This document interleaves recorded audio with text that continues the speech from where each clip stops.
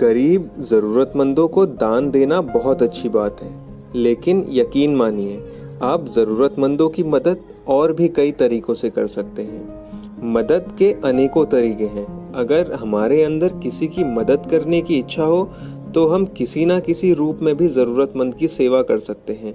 वो कहते हैं ना, कर्म तेरे अच्छे हों तो किस्मत तेरी दासी है, नियत तेरी अच्छी है तो घर में ही मथुरा काशी है। तो इसी को लेके शुरू करते हैं आज की कहानी। एक आदमी पैदल किसी रास्ते से जा रहा था। उसने देखा कि सामने एक खंबे पर पेपर चिपका है और उसमें कुछ लिखा हुआ है। उसमें लिखा था कि कल इस रास्ते से गुजरते वक्त मेरे 50 रुपये कहीं गिर गए थे, मुझे ठीक से दिखाई नहीं देता, कृपया इस रास्ते पर कहीं भी किसी को मेरे 50 रुपये मिले तो इस पते पर पहुंचा दे। नीचे लिखे पते को पढ़कर उस आदमी का मन वहां जाने को किया। वहां जाने के बाद जब उसने आवाज लगाई तो देखा कि गली के आखिरी में एक झोपड़ी है और वहां से एक बूढ़ी औरत लाठी के सहारे बाहर निकल कर आ रही है। उस आदमी को मालूम हुआ कि वो बूढ़ी वहां अकेली रहती है। बूढ़ी औरत के सामने आने पर उस आदमी ने उसे कहा कि माँ जी, आपके 50 रुपये जो गिरे थे वो मुझे मिले हैं, ये रहे आपके 50 रुपये। उस आदमी की बात सुनकर बूढ़ी औरत रोने लगी और कहा, बेटा, कल से अब तक करीब 20 से 25 लोग मुझे 50 रुपये देकर जा चुके हैं। मुझे ठीक से दिखाई नहीं देता, मुझे पढ़ना लिखना भी नहीं आता। ना जाने किसने मेरी हालत देखकर मेरी मदद के लिए ऐसा किया है।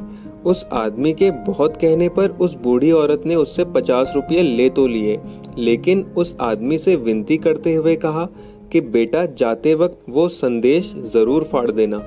ना जाने किसने मुझ पर तरस खाकर ऐसा किया है। उस आदमी ने सिर हिलाते हुए बूढ़ी औरत की बात पर हामी भर दी।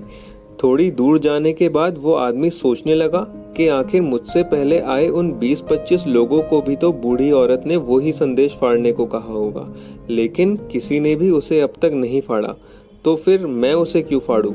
उस आदमी के मन में उस व्यक्ति के लिए बहुत ही आदर का भाव आ रहा था, जिसने बूढ़ी औरत की सेवा के लिए इस तरीके को ढूंढा। उस आदमी का मन उस व्यक्ति के लिए सम्मान से भर चुका था। फिर क्या था, उस आदमी ने भी उस खंबे पर लगे संदेश को ऐसे ही रहने दिया। ये आपकी फ्रीडम है, आप किसी को दान दें या ना दें, लेकिन एक बात याद रखें, ये संसार हमारी प्रतिध्वनि है। हम जो संसार को देंगे वही हमें मिलेगा। इसलिए कहा गया है, कुछ पाने के लिए कुछ खोना नहीं, कुछ देना पड़ता है। हम यूनिवर्स से फ्री में कुछ भी नहीं ले सकते।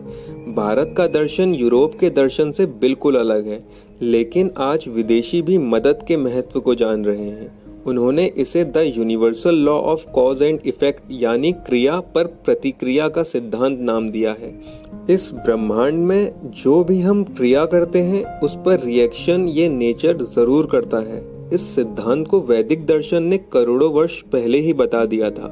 नेचर से हमें जो भी पाना है उसके लिए हमें इसे कुछ देना ही पड़ेगा, और नेचर हमें हमारी दी गई चीज को 1000 और लाखों गुना बढ़ाकर हमें वापस लौटा देता है। जब किसान खेती करता है तो वो खेती में कुछ बीज ही डालता है, लेकिन जब वो फसल की कटाई करता है तो ये बीज सैकड़ों कुंटल में बदल जाते हैं। नेचर भरपूर मात्रा में अनाज और भोजन हमें देता है। मदद भी इसी तरह है। यदि आप निस्वार्थ भावना से किसी जरूरतमंद की मदद करते हैं तो वो आपके पास कई गुना होकर अवश्य लौटेगी। इसी के साथ मैं हूं तनुज, मिलूंगा आपसे अगली वीडियो में, और ऐसे ही मोटिवेशनल वीडियोस के लिए मेरा चैनल जरूर सब्सक्राइब करें। धन्यवाद।